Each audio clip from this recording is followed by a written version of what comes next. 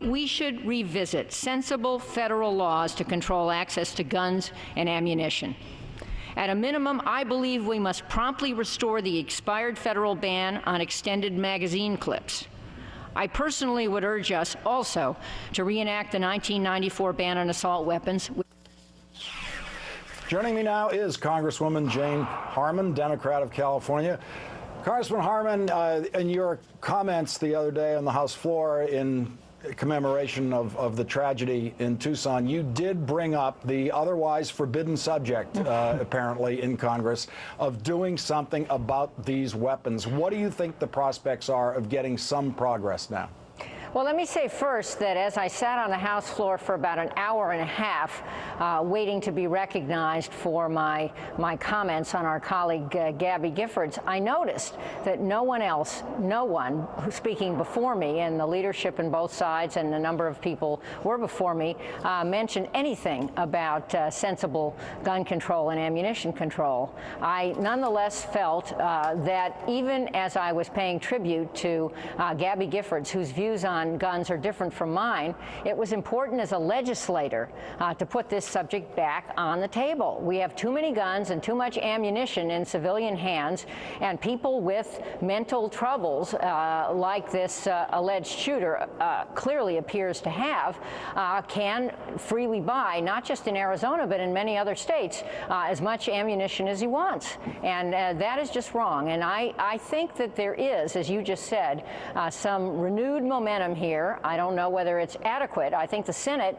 will be able to pass some legislation. Frank Lautenberg has introduced a ban on extended clips, which used to be law until it expired. Carolyn McCarthy, who has a painful personal story, her husband was killed and her son was grievously wounded on a subway by a madman about 17 years ago, will introduce it here, and I will surely support it. I'm betting that there will be more support for it now than there would have been last year. The real essence of control here is ammunition control, and that's what this magazine issue is all about. How many bullets do you really need to fire? How many bullets can you fire without reloading? The New York Post editorial, I think, had a brilliant idea. In addition to government intervention, it is suggesting that the New York City Police Department, for example, simply refuse to buy any products from Glock unless Glock refuses to sell. Just have Glock stop selling, make the commercial decision to stop selling those high-capacity magazines here in the United States, and get other police departments to boycott the purchases from Glock. A great market-oriented approach. But in terms of limiting ammunition devices like that, is that the soft spot now? Is that the crack in the wall where we might be able to see some progress in legislation? Well, I think that's the easiest piece to do. That ban on extended clips was part of the 1994 ban on 19 kinds of assault weapons, which I voted for, but which in hindsight, I believe, and most people believe, caused a number of people to lose their re-elections in 1994 when the House shifted to Republican control, which it was under for a long time.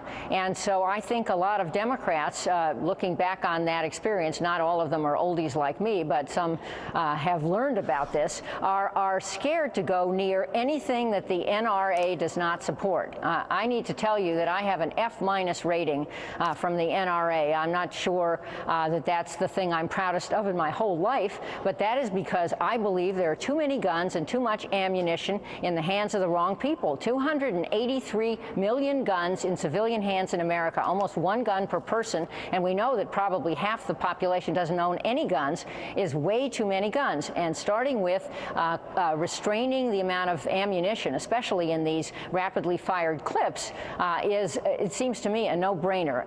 Every responsible law enforcement person in the country supports this, and law enforcement can be a good part of our leverage in this, what I would call, teachable moment after Congress has been shaken to the core with this wanton act of violence in Tucson last Saturday to move the McCarthy-Lautenberg legislation, which has yet to be reintroduced, but I think it will be next week, to move it at least forward.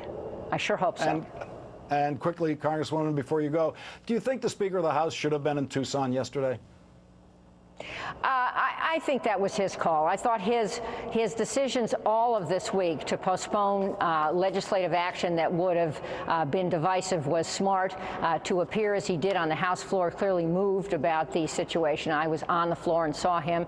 To conduct to be a visible part of the bipartisan prayer service yesterday, and to send the entire Arizona delegation, including both Republican senators out there. I don't know that he caused that to happen, but they were all there in force. I saw them. I think there was a bipartisan grief on full display in Tucson, and what was most impressive to me was 14,500 people in Tucson clearly don't want their city to be known as the city of wanton gun violence, and that was huge. And President Obama knocked it out of the park. Not only was he healer-in-chief, but he was father-in-chief. No one should miss the fact that he has a 9-year-old, and that the things he was saying, the moving things about this child who came to learn about her government, were things obviously that he would think about if his own daughter were murdered in this way. And it moved me, it healed me, and more important than me, my staff, which has been grieving about this, was healed. Congresswoman Jane Harman of California, thank you for your time tonight, and thank you for coming forward with the only rational response to this event. Thank you, Lawrence.